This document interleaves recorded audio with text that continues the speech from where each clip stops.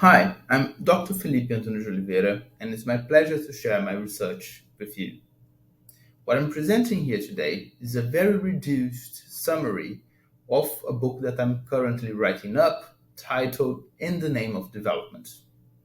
I'm currently spending part of the summer as a Latin American Perspectives Fellow here at the University of California, Riverside, and I'm using this time to revise the manuscript and check some crucial sources. The unique Latin American Studies collection at the UCR, including rare dependency theory sources, is extremely useful for my research. So I really would like to start by thanking Professor Ronald Chilcott, the Latin American Perspectives Collective, and the UCR Library for inviting me to record this talk and to giving me the opportunity to visit the University of California, Riverside for some weeks. Okay, so my book analyzes more than 3 decades of development discourses in Brazil and Argentina and takes stock of macroeconomic and foreign policies. Overall, after studying hundreds of political speeches since the 1990s, I find two forms of mainstream development discourses: neoliberal discourses and neodevelopmentalist discourses. The neoliberal discourses are based on what many have called the market utopia, and the neodevelopmentalist discourses are based on what I call a state utopia. So, in a nutshell, my research is a comprehensive theoretical and empirical critique of neoliberalism and neodevelopmentalism. More recently, however, the current president of Brazil, Jair Bolsonaro, has complicated matters a little bit. Although many of his macroeconomic policies are clearly based on a market utopia, Bolsonaro is not your typical neoliberal, like, say, Maurício Macri, Carlos Menem, Fernando Collor, or even Fernando Henrique Cardoso. There is a growing debate today in the Brazilian social sciences about the character of Bolsonaro's administration, and particularly if Bolsonarism can be classified as a form of fascism. I will finish my presentation today delving into this debate. In my research, I use some classical dependency theory sources, in particular Teodoro dos Santos' writings on dependent fascism, to think about Bolsonaro's political discourse. Before talking about Bolsonaro, however, I want to introduce the overall problem with neoliberal and neodevelopmentalist discourses in Brazil and Argentina. This is because, as I will argue, Bolsonarism appeared in the context of the crisis of neoliberalism and neodevelopmentalism in Brazil. More than that, Bolsonaro's fascist discourse represents a desperate attempt to revitalize certain aspects of neoliberal discourses. So this presentation will have 3 parts. First, I will introduce the problem by presenting to you some examples of neoliberal and neodevelopmentalist discourses. Then I will propose a general theoretical critique of neoliberalism and neodevelopmentalism, connecting these ideologies with the long political and economic crisis in Brazil and Argentina. Finally, I will take a closer look at Bolsonaro's political discourse in light of Dos Santos' concept of dependent fascism. So without further ado, let's go immediately to part 1. I want to start by taking you to an important international summit. About 1 year ago, on the 26th of April 2021, high authorities of Mercosur countries, so Brazil, Argentina, Paraguay, and Uruguay, because Venezuela is suspended, these authorities met virtually to discuss pressing economic matters amid the COVID-19 pandemic. The government of Uruguay had put forward a proposal to slash tariffs, relax restrictions, and speed up new trade agreements. In support of the proposal, Paulo Guedes, the University of Chicago-trained Brazilian finance minister, praised free trade and evoked the developmental powers of the invisible hand of the market. Across the virtual table, the young developmentalist finance minister of Argentina, Martin Guzman, a research associate at Columbia University and a co-author with Joseph Stiglitz, could barely contain his disdain. Citing the economist Kenneth Arrow, Guzman reaffirmed the centrality of the state and replied that, and I'm quoting Guzman, The invisible hand is invisible indeed because it does not exist. Infuriated, Guedes reacted with a show of academic credentialism. We know very well the economists mentioned by Martin Guzman, but over half of the Nobel Prize winners are from the University of Chicago. Guedes then doubled down on his neoliberal arguments. Citing as examples East Asian countries, he argued that successful development experiences were necessarily based on free trade. Guzman had the last word, however. And I'm quoting Guzman, in all cases of successful development mentioned by Minister Guedes, the state had a very important role, said the Argentine minister. That awkward economic diplomatic exchange, ending with the refusal of the Brazilian minister to fly to Buenos Aires for an in-person follow-up meeting, encapsulates the state of the contemporary political economy debate in Brazil and Argentina. Active states versus free markets, neodevelopmentalism versus neoliberalism, or Colombia versus Chicago, as the conservative Argentine newspaper La Nación put it in a headline in the following morning. One side arguing for free trade and free and market-friendly reforms at large, and the other pushing for active state-centered policies, both invariably justifying their respective policies and political positions in the name of development. In fact, the encounter represented only the most recent iteration of a decades-long, unfruitful debate that has dominated the political economy imagination in Argentina, Brazil, and most of Latin America. So let me give you some examples to illustrate what I mean and further define the key concepts of neoliberalism and neodevelopmentalism. Starting with neoliberal discourses. During his visit to the US Congress in 1991, President Menem of Argentina, who governed the country between 1989 and 1999, said, and I'm quoting him, "Without any exaggeration, I come here at the best moment of our bilateral relations. We share the same values of Western civilization. We set in motion a privatization plan of unprecedented intensity. It has already been implemented in important areas like telecommunications, airways, and to a great extent, the oil industry. All of this combined with a policy of total deregulation of the economy." A couple of years earlier, President Collor, who governed Brazil between 1990 and 1992, said the following during his campaign when he was running against Lula da Silva, and I'm quoting President Collor, "It is not about right or left. This discussion has been buried under the wreckage of the Berlin Wall. The real difference between me and my adversary is just one. It's a new idea against an old idea. Who between the two of us is the new? The new, my people, is not to create an ever bigger and inefficient state. The new is to diminish the size of the state machinery in order to make the government stronger and more efficient in fulfilling its obligations, guaranteeing the development that we want and we will achieve." There are many, many examples of this kind of neoliberal rhetoric in speeches of Menem and Collor. Similar, albeit more sophisticated versions of neoliberalism appear in the speeches of Presidents Cardoso, who governed Brazil between 1995 and 2002, and President Macri, who governed Argentina between 2015 and 2019. Interestingly, both Cardoso and Macri refuse labels such as liberal or neoliberal. Still, Cardoso's second inauguration speech includes lines like this, and I'm quoting from Cardoso's speech, "I was not elected to be the manager of the crisis. I was chosen by the people to overcome it and to fulfill my campaign promises, to go on building a stable, modern, open, and competitive economy, to consistently continue privatization, to support those who produce and generate jobs."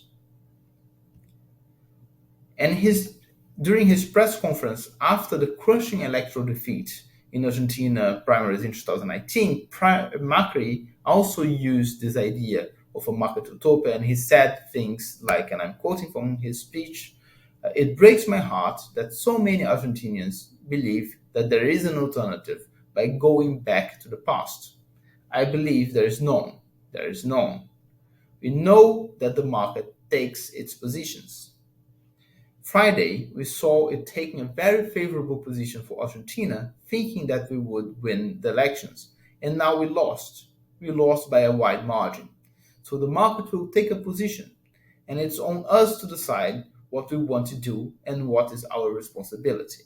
Right? This is proper market terrorism, actually. So what do Menem, Collor, Cardoso, and Macri have in common? What unites all of these examples of neoliberal development discourses is the idea that there is this magic entity, the market, which needs to be satisfied to produce development. Development is thus represented as the natural outcome of free markets. As I show in the book, this way of thinking about development is not pure and mere political rhetoric. It is a set of ideas that find intellectual justification in the work of influential political economy authors such as John Williamson, Arminio Fraga, Gustavo Franco, Domingo Cavallo, Monsueto Lisboa Pessoa, Frederico Sturzenegger, among many others. Defying centuries of historical evidence, neoliberal scholars and politicians continue to believe in the tendency of convergence among nations through international trade, investments, and the diffusion of technologies and business practices globally. The mainstream alternative to neoliberalism in Brazil and Argentina is what many contemporary authors have been calling neodevelopmentalism. So before we move forward, let me give you some examples of neodevelopmentalist political discourses. In his first inauguration speech, Lula, the president of Brazil between 2003 and 2010, now running for a third term, declared, and I'm quoting Lula, "In order to put Brazil back in the path of growth, creating the jobs that we need so badly, we need an authentic social pact for change and an alliance that objectively intertwines work and productive capital, the creators of the fundamental wealth of the nation, allowing Brazil to overcome the present stagnation and resume sailing in the open seas of economic and social development." In Argentina, a similar discourse emerged more or less at the same time. It is true that Peronist leaders tend to refuse the label developmentalist or neo-developmentalist because of its associations with anti-Peronist politicians and intellectuals of the past, such as Arthur Frondizi or Raul Prebisch. Still, in Nestor Kirchner's first inauguration speech, we see lines like these, and I quote, "In our project, we place in a central position the perspective of rebuilding a national form of capitalism that generates alternatives, allowing for the return of ascending social mobility. It suffices to look at how more developed countries protect their producers, their industries, their workers. In order to do that, it's necessary to promote public policies conducive to the development and economic growth of the country. Naturally, the state has a key role in that, and the presence or the lack of the state constitutes a political choice." Cristina de Kirchner is even more explicit. Here are some lines from her first inauguration speech. "He, Nestor Kirchner, has done it on behalf of his beliefs, the same as mine and of many other Argentinians who have always believed in the country and its men and women, in the people and in the nation, words that in times of globalization do not sound well, or at least sound uncommon. But it suffices to know the countries that achieved higher economic and social development and ask the reasons for their growth and development to find in the unrestricted defense of their own interests as states and societies the key to that advanced condition, the key to that development."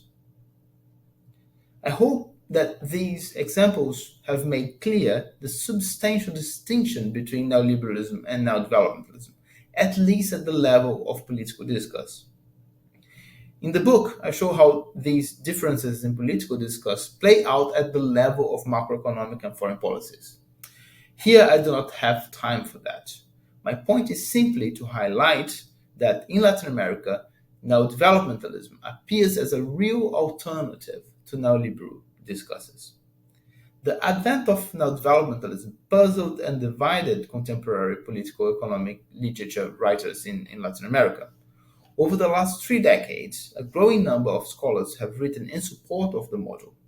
I'm talking about authors such as Lavagna, Sixu, De Paula, Michael, Bresser Pereira, Mercadante, Pockman, Kisilov, Guzman, and many others. At the other end of the spectrum, neoliberal writers, demoralized after the 2001 crisis in Argentina and after the almost universal shaming of the Washington Consensus, quickly regrouped and began denouncing what they saw as the return of populism. In my own definition, neodevelopmentalism is a peripheral and dependent development strategy based on the state utopia. In the name of capitalist development, neodevelopmentalist authors and politicians advance public policy prescriptions that suppose the existence of an uncontroversial national interest, represented by the state. My understanding of neodevelopmentalism largely follows that of Mauro Marini, the first author to ever use the term as early as 1978. In an article published in the Latin American Perspectives last year, I recovered the genealogy of the term neodevelopmentalism and connected it back to the dependency theory of Cardoso as opposed to the revolutionary version of dependency theory advocated by Marini. Here, my point is simply to make the difference between neoliberalism and neodevelopmentalist discourses, right? So now we can move to part 2. So far, I have only unpacked some of the key pieces of the puzzle. Neoliberalism on one side, neodevelopmentalism on the other side. Constant promises of development uniting the two. Let me now put together the puzzle. So, animated by market or state utopias, successive neoliberal and neodevelopmentalist administrations in Brazil and Argentina have repeatedly failed to promote lasting economic growth and deliver on their promises of development. Why is that so? Why do neoliberalism and neodevelopmentalism necessarily fall short of their promises? First, let's establish what I mean by failing to deliver on their promises. Here, some figures might help. So, in 1989, Argentina had about 21% of US's per capita GDP. Brazil had just 16%. Two decades later, in 1989, Argentina had 21% of US per capita GDP and Brazil had 16%. 2 decades later, in 2009, Argentina reached 24% of US per capita GDP, while Brazil remained at around 16%. Since then, the economic situation in both countries has only deteriorated. In 2020, Argentina's per capita GDP fell below 20% of that of the US. Brazil's per capita GDP was just about 14% of the US figures. In both cases, that proportion was lower than half a century earlier. So let me repeat, and here's a graph showing that. There has been no economic convergence between Argentina and Brazil and the US over the last 50 years. While Guzman and Guedes, the finance ministers of Argentina and Brazil, were wielding their unoriginal arguments in the Mercosur meeting, Argentina and Brazil fell into yet another crisis. The COVID-19 shock hit both countries at the worst possible time. In Argentina, President Macri and his neoliberal team left behind a country in debt distress plagued by chronic inflation, recession, and high unemployment. At the end of his administration, 23.5% of the population was poor and 4.4% was living in extreme poverty, according to CEPAL data. The extent and depth of the crisis in Argentina fade in comparison to the situation in Brazil, however. With the benefit of the hindsight, it's now clear that the international political economy literature has been way too quick to celebrate the rise of Brazil to high or global power status. A short-lived Brazil mania began with the Goldman Sachs famous BRICS report, which wrongly predicted an average GDP growth of 7.5% over the decade following 2001. 10 years ago, a number of authors seemed convinced that Brazil was about to become an economic superpower.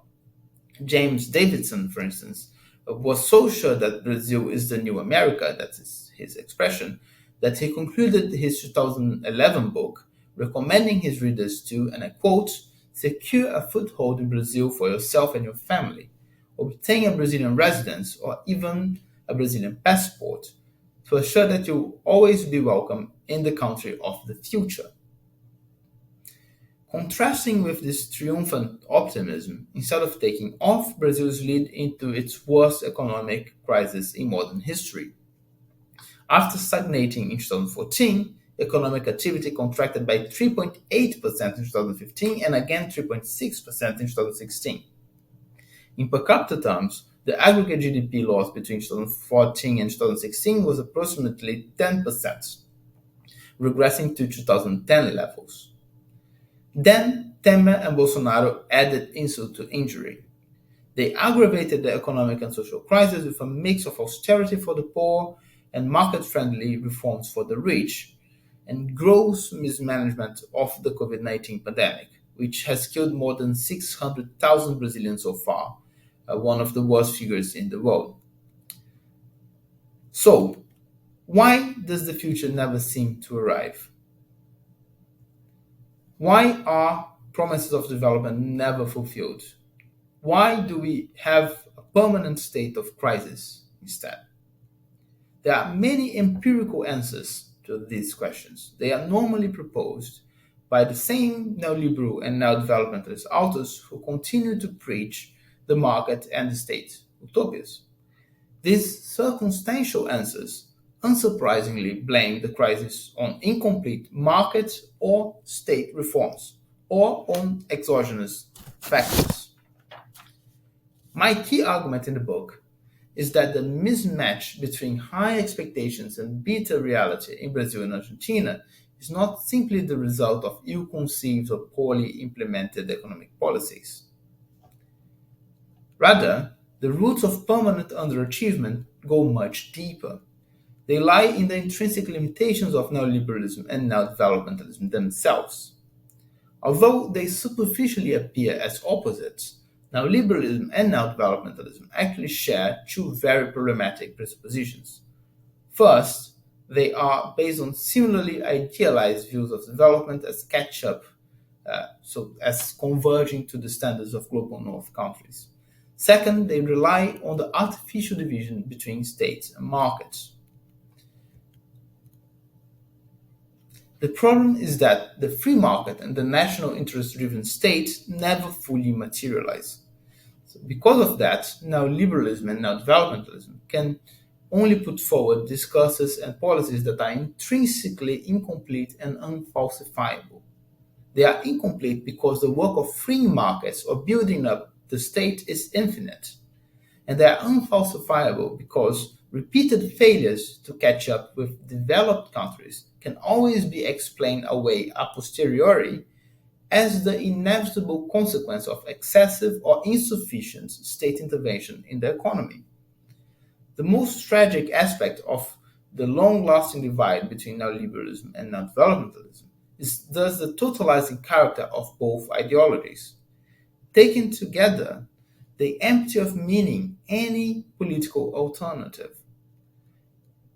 At a theoretical and discursive level, the perceived development shortcomings of Brazil and Argentina are, therefore, intrinsically linked to the duopoly of development discourses shared by neoliberals and neodevelopmentalists. because of their common representation of development as capitalist catch-up and their contradictory but mutually reinforcing state and market utopias, the debate between neoliberals and neodevelopmentalists is necessarily caught in a vicious circle. Continuous failure to achieve an idealized view of development is always explained as excessive or insufficient state intervention in the market. This biased diagnosis is then used to justify more state-led or more market-friendly policies in turn, and then can never in turn be fully applied because of real political and international circumstances. So in short, sooner or later, the market or the state utopias clash against the reality of uneven and combined development. Yet, they are incapable of self-correcting.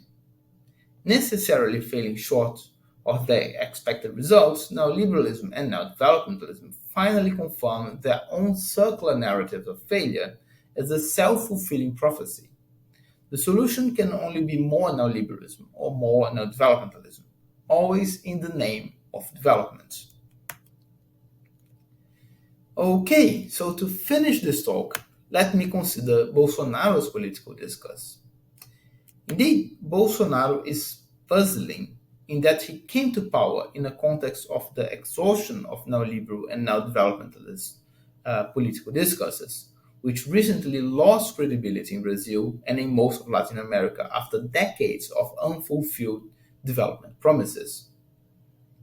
Politically, Bolsonaro profited from the crisis of the Workers' Party and the Brazilian Social Democratic Party, the two established institutional representatives of neodevelopmentalism and neoliberalism in Brazil.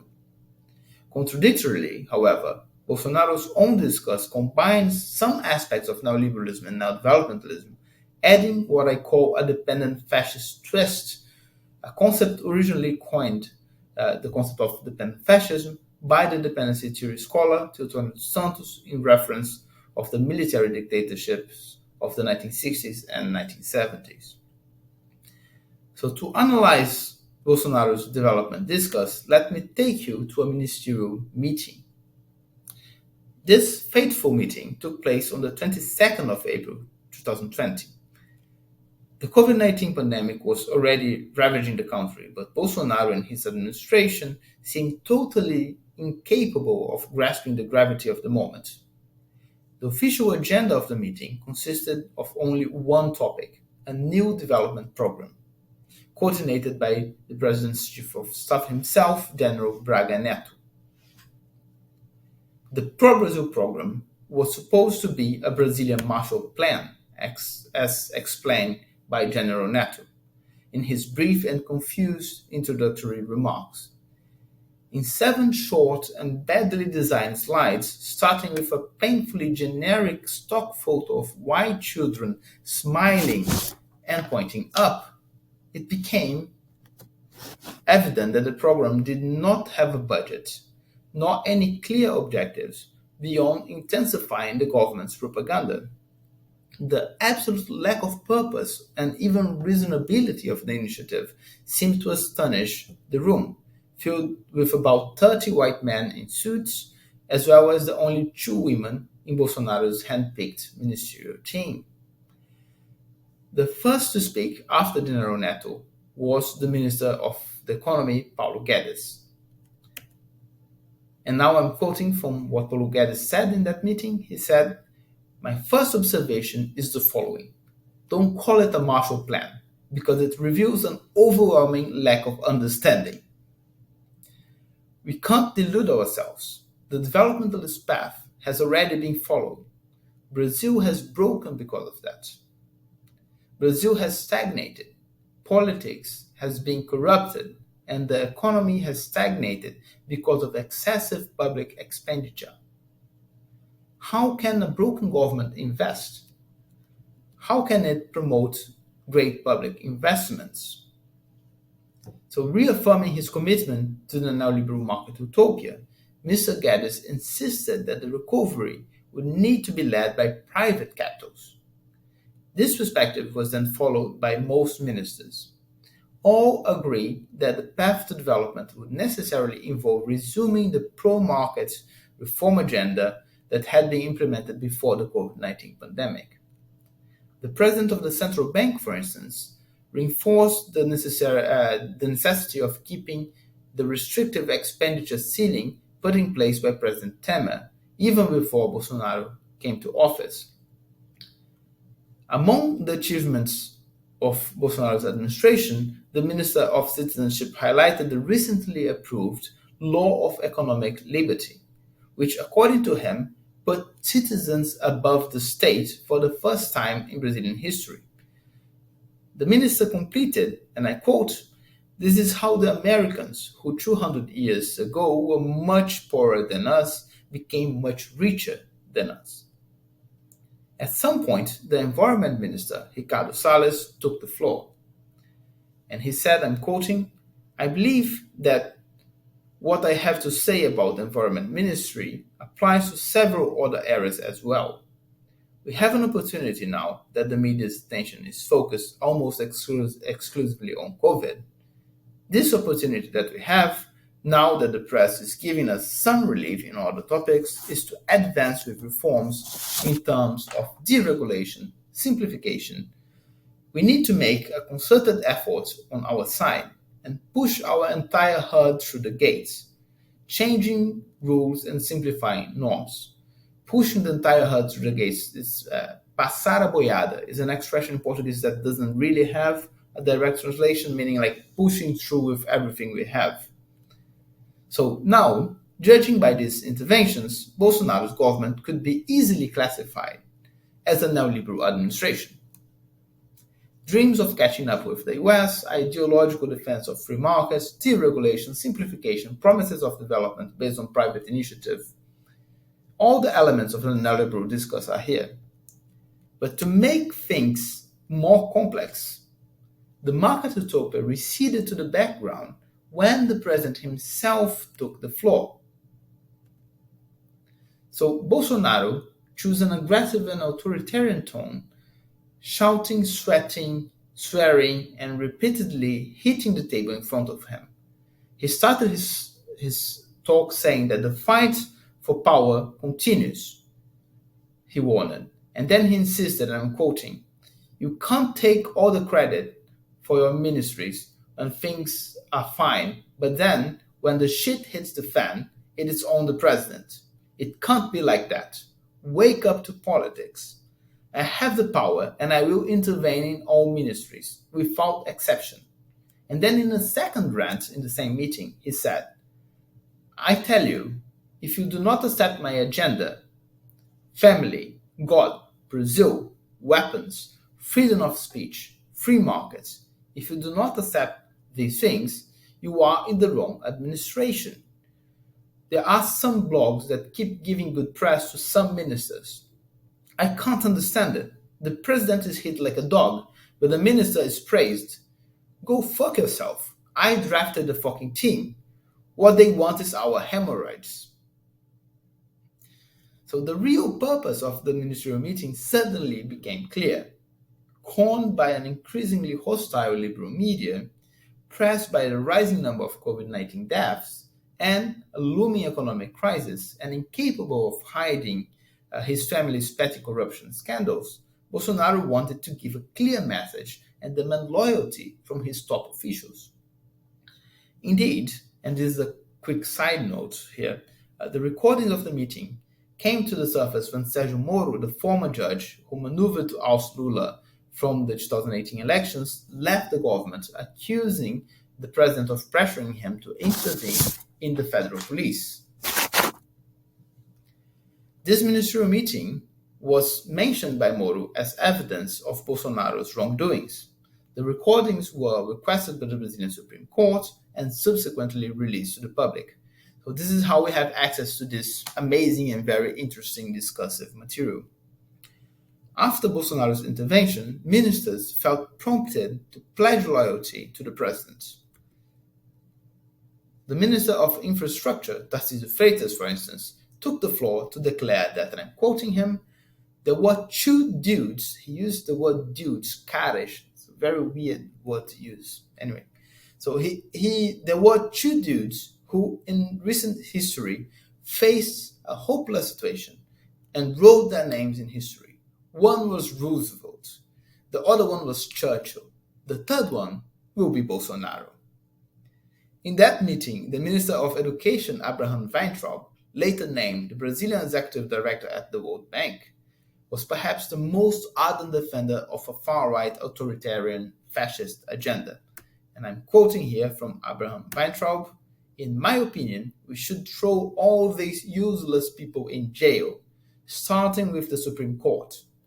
We are talking to the people that we should be fighting against. We are not being hard enough against the privileges, the size of the state. I hate the Communist Party. I hate the term indigenous people. I hate it. I hate it. The Roma people, there's only one people in this country. If you don't like it, you should go away. It is the Brazilian people. Only one people. Ein Volk." But it can't get more fascist than this, right? So this glimpse into the inner functioning of Bolsonaro's government is certainly horrifying and puzzling, but not entirely surprising. Indeed, despite the expectation generated by the Brazilian mainstream media in the days leading to the release of the tapes, and in the intense media coverage of the meeting in the press, the shocking words of Bolsonaro and his ministers carried no serious political consequence for the president. Calls for impeachment continued to be ignored, and Bolsonaro's popularity remained unshattered. This is because the rhetoric and the confrontative style adopted by the president in the meeting largely reflected his well-known public performance. So during the presidential campaign, less than 2 years earlier, he said many of the same things. In fact, before being elected president in 2018, Bolsonaro made his name as a politician and right-wing polemist, always keen to weaponize moral panic against progressive agendas for his own political gain. He said on the record that the Brazilian dictatorship should have killed more people, that he would beat up his own sons in case he found out that they were gays, and that indigenous people are finally becoming human beings like us. In short, the meeting did not reveal a new Bolsonaro to the public. All it did was to prove a remarkable continuity between Bolsonaro's political message and the inner workings of his administrations. So, how to understand Bolsonaro's political discourse? Here, I have to admit that my answer is tentative. Indeed, in the first draft of my book, I stopped by analyzing the policies of Mauricio Macri in Argentina, a much more straightforward case of neoliberal political discourse. But in the last few months, I have been working on an epilogue about Bolsonaro, which I hope to finish writing here in Riverside. So the first thing to notice is that established Brazilian social scientists are increasingly using the term fascist or neo-fascist to refer to Bolsonarism. Armando Boito Jr., Michael Lowy, Vladimir Safatli, for instance, mobilized Marxist theories of the state and the Frankfurt School to explain Bolsonaro's aggressive rhetoric. Other scholars such as Marilena Chauí, Virginia Fontes, André Sindia are a bit more cautious and talk about fascist traits and proto-fascism instead of a full-blown new fascist administration. This debate actually reminds me of a similar debate in the US about the character of Trump's administration. Most of the political science establishment here settled for concepts such as authoritarian or right-wing populism, but several authors highlighted the connections between Trumpism and white supremacist ideologies. Even some mainstream scholars such as Madeleine Albright advocated for the use of stronger concepts like fascist to describe Trump himself.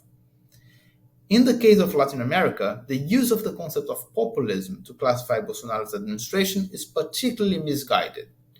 As noticed by Michel Lowy, Bolsonaro has absolutely nothing nothing in common with classical instances of Latin American populism like like Vargas, Perón, Cárdenas, so on and so forth. So Bolsonaro is clearly not a populist. I think the use of this term in Latin America, in the case of Bolsonaro, is really misguided. It's just taking a term that is being used in the international academic literature and adopting to a concept where it doesn't really mean anything. In my own work, I draw from dependency theory, in particular the idea of dependent fascism, first articulated by Teotônio dos Santos in 1966. For dos Santos, classical fascism is a political strategy of late developing ruling classes, sometimes with aggressive expansionist character, such as in Germany and Italy, sometimes with defensive imperialist character, such as in Spain and Portugal. In dependent countries, fascism manifests itself through, and I quote dos Santos, the support of the ruling class to a petit bourgeois movement against the working class, capable of guaranteeing the repression of popular movements. This is exactly what Bolsonaro has to offer, a development discourse that identifies clear enemies, in particular social minorities, communists, and the working class at large. It seems to me that Bolsonaro's aggressive rhetoric, the constant need to find enemies, and even the apparent irrationality of some expressions, like the president's hemorrhoids, for instance, which I'm sure nobody wants, can be explained as a strategy of political deflection. That is, peripheral fascism works hand in hand with already existing development discourses and strategies, in the case of Bolsonaro, particularly with neoliberalism. As you have seen, neoliberal discourses blame insufficient free markets for eventual development failures. Bolsonaro keeps talking about freeing the markets. Nevertheless, his discourse includes an additional element, namely order. This association was clear in Bolsonaro's inauguration speech when he said, and I quote, "The national flag refers to order and progress. No society can develop without these principles." Notice here the continuity of promises of development. Bolsonaro, just like Lula and Cardoso before him, continues to act in the name of development. The difference is the failure to achieve development is directly blamed on his political enemies, which constantly threaten the social order necessary for development. Accordingly, Bolsonaro's political discourse requires the blind loyalty of his allies. Most importantly, it requires the violent purging of the enemies of Brazil, so that order can be reestablished and development can finally be achieved. Bolsonaro thus shifts the focus from tired state and market utopias to the real or imaginary presence of communists, gays, indigenous people, and other social groups who are identified as enemies of the Brazilian. In a nutshell, Bolsonaro found a way to rehabilitate tired neoliberal discourses, complementing them with a dependent fascist performance. One of the reasons why clues from dependency theory may be particularly useful here is because Bolsonaro's move is not really original.